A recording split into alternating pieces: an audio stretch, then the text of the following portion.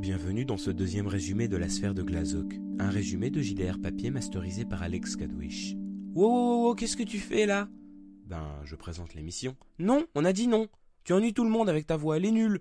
Mais ça ajoute à l'ambiance. Mais on s'en fout, tu vas pas mettre de l'ambiance dans une histoire où presque aucun des personnages n'est héroïque. Mais y a pas de mais. Maintenant tu te casses tout de suite. C'est moi qui présente maintenant. Bon alors, l'histoire. Alors, ouais, d'accord, ouais. Oh, ça me saoule. Bon, les personnages, ça va me saouler de raconter tout ça, alors vous avez intérêt à parler à ma place. Allez, c'est parti. Les aventuriers ont livré du matos, ils sont rentrés à la taverne, sauf une qui médite et un qui coupe du bois. Et là, il y a le magicien qui a fait la commande qui déboule, parce qu'il y a un problème. Et il rencontre Latos, qui est une espèce d'armure vivante. Aidez-moi, je vous en supplie. Des élémentaires ont à moitié détruit ma tour. Pas possible. Quoi? Pas possible. Ah, j'ai compris. Vous serez payé, mais aidez-moi, je vous en conjure. Je vais chercher mes camarades. Latos se précipita à l'intérieur de la taverne. Réveillez-vous les bouseux, on a un vieux à sauver et une récompense à encaisser. Bougez-vous, Grolaf, réveille-toi. Grolaf dormir. Tu dormiras plus tard. Darren, debout.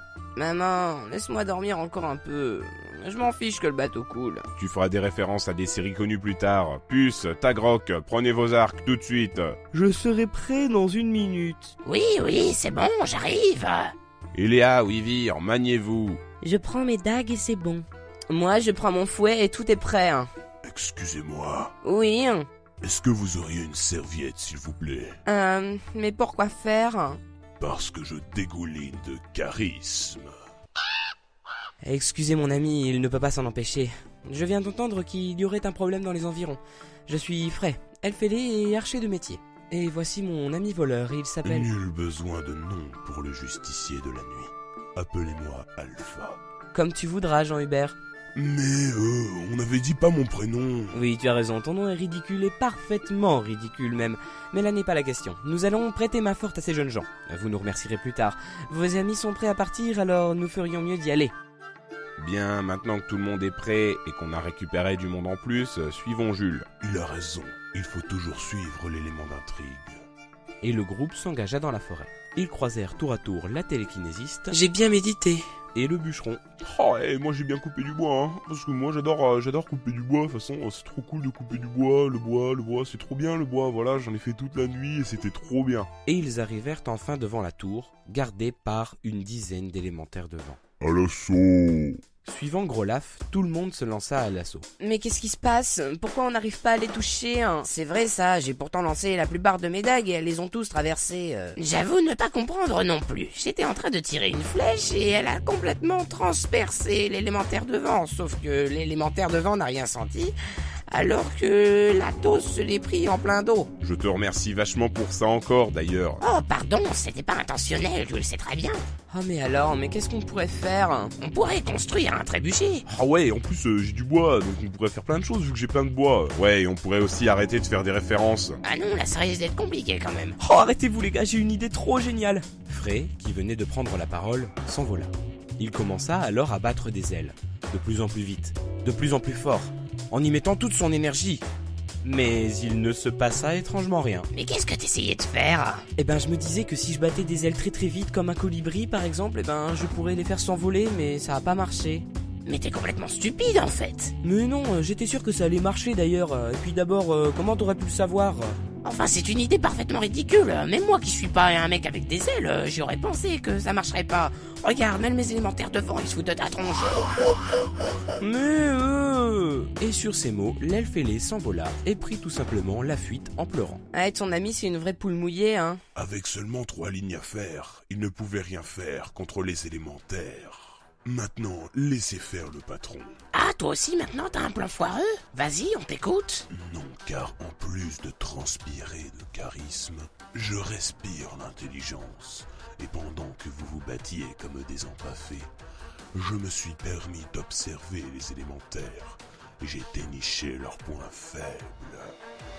Ce sont de petites boules à l'intérieur de leur corps. Maintenant, laissez-moi vous montrer quel est le pouvoir d'un véritable PGL. Le voleur s'élança et bondit. Dans un salto magnifiquement bien maîtrisé, il faut l'avouer, il se saisit de sa dague et la lança derrière lui. Celle-ci vint se planter dans le cœur de l'un des élémentaires. Et tout en atterrissant, il planta sa deuxième dague dans le cœur du plus gros élémentaire présent. Celui-ci, comme l'autre, se transforma en un immense nuage de fumée. Oh, mais qui es-tu vraiment? Je suis la justice. Je suis la nuit. Je suis l'elfe noir. Maintenant, si vous voulez bien m'excuser, j'ai un elfe ailé à rattraper. On n'abandonne pas ses camarades. Et à ces mots, le voleur s'enfuit à son tour. Quel courage! Quel charisme! Quel enfoiré! Il nous laisse en plan avec les monstres restants. Oui, mais au moins maintenant on sait comment les vaincre. Allez, tous au combat! Aou, aou. Les aventuriers n'eurent aucun mal à se débarrasser des élémentaires restants. Ils ne formaient plus vraiment une menace à partir du moment où le voleur avait déniché leurs points faibles. Ils n'avaient absolument aucun mérite. Bah si, quand même un petit peu. Ah non, pas du tout, vous n'avez aucun mérite. Vous êtes juste des bras cassés, simplement bons à vous faire aider par des personnages secondaires inutiles. C'est pas très gentil dit comme ça. Non, mais c'est réaliste. Alors maintenant, continuez l'histoire et me faites pas suer. Ok. Je vous remercie, chers aventuriers. Sans vous, je ne sais pas comment tout cela se serait terminé.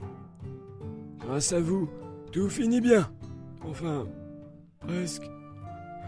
Ma femme a disparu, absorbée par la boule blanche que vous voyez là-bas. Une sphère blanche de petite taille se situait en dos de la tour, ou plutôt ce qui en restait. Vous parlez de cette boule, hein?